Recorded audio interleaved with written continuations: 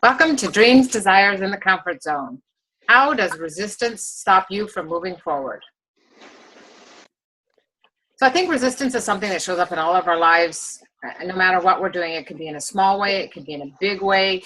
It can keep us from just making change in our life, and it can keep us from stepping into, that kind of life that we really want, the dream that we really have, the business that we really want to be doing, all of that kind of stuff. Yeah, I agree with you that there's so many ways that we allow resistance into our life, and we just think, well, maybe I shouldn't do this, or, I'm not good enough, or, well, if I do this, then I'm going to be different than, it's going to take me away from my family and friends because they aren't growing with me or they aren't doing this. And so I'm going to be different and I can't allow that to happen. So I'm going to resist doing that because it's going to change my life. Even if it is good and I want to do it, it's going to change, and I don't want that. I think that's huge what you're saying, Helen. How we allow resistance. We think that making change in our life is going to affect many areas of the life, and often that happens. It does. And so yes, we're very resistant. We're resistant to change because we think that the unknown is more scary than the known, and we stay in the comfort zone. And we allow that resistance to change, to keep us in that zone. And sorry, Glenn, I see you're it brings up something like that acronym for fear, right? False evidence appearing real, that we so believe something's going to happen, and then when we move forward and do it, none of, maybe not all of it happens, right? Because it's all this in our head, and we allow that to stop us, and so we resist that movement. Yeah, totally. So what are we resisting? Are we scared of ourselves stepping into new situations? Are we scared that we'll fail, that we'll be different, as you mentioned, Helen, that we'll stand out, that if we fall in our place, then it gives somebody something to judge us by? It's interesting you say that, because in a lot of cases, I think it's because we know how great we truly are, and we're afraid of the success, that we can't handle it. Okay.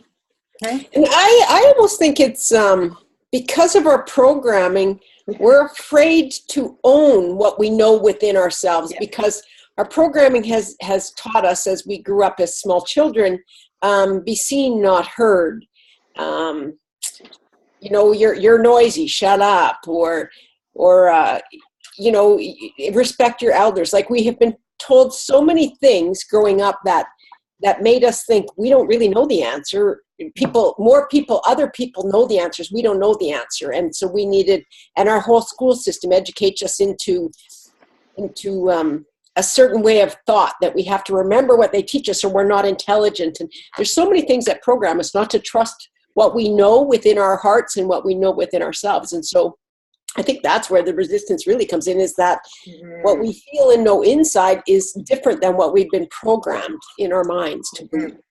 And I think that's so true, because then we're out of balance, right? Because we're not trusting our gut instinct, our intuition. We step away from it, but it's always kind of there, right? We know when things don't feel right. Even when you're not in touch with it, there's still that sense of something. And it may not, it may not be clear that, oh, wow, this situation is bad, but there's an uncomfortable feeling. And I think everybody's pretty much aware of it, but they're not as sure of what the heck it means or why it's there or what it's telling them. And it's, I think, exactly what you said, Lisa. We don't trust ourselves. We don't know ourselves. And we don't know what we're capable of, and as you had said, Helen, that it's within us, right? And we have a sense that it's there. But again, it scares the crap out of us, because I think many of us come from, who am I?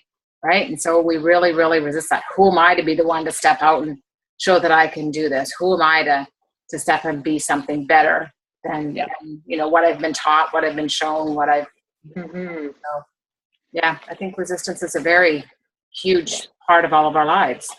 Yeah.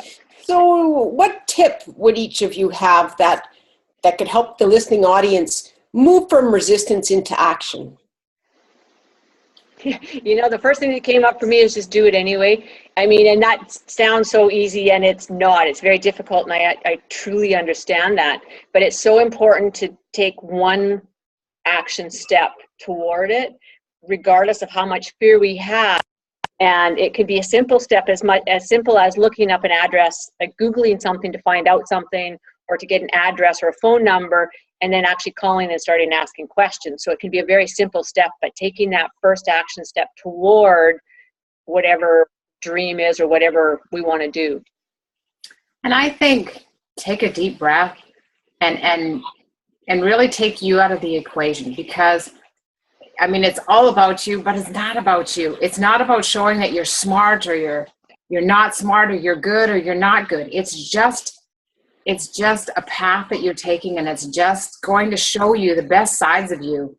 As long as you look for the good, like step through your fear, step forward, step through the resistance, because the greatest gift you're ever going to get is on the other side of that. Yes. And for me, when I'm in strong resistance, I find that because I've been so programmed to believe work hard and you'll get ahead.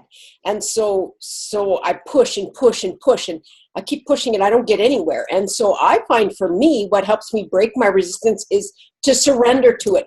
Okay, I'm in resistance. I'm taking the day off. I'm going to the beach. And I get to the beach, and because I've surrendered to the resistance, then all of a sudden I can do all of the things that I needed to do. Like the ideas come to me, the next steps that I need to take, because I've surrendered that strong struggle in my mind against the resistance. I've just surrendered to that feeling. So I find that's what works for me is surrendering to it.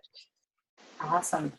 So thank you for joining us for Dreams, Desires, and Comfort Zone, and how has resistance affected your life? I'm Glenna Maggio. I'm a suspense thriller author, Maggie Tom.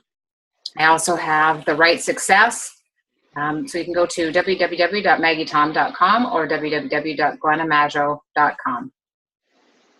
And I'm Melissa Gamblin of The Belief Connection, and my work involves vibrational alchemy, and I'm raising your vibration one belief at a time. Check out my website, thebeliefconnection.com. And I'm Helen Doherty, and I'm with Wonderful Living. You can go to wonderfulliving.com, and I am working with women in particular to learn to honor themselves and really know that they are a gift to the world. Awesome. Thank you for joining us. Have a great day. Have an awesome day. Thank you.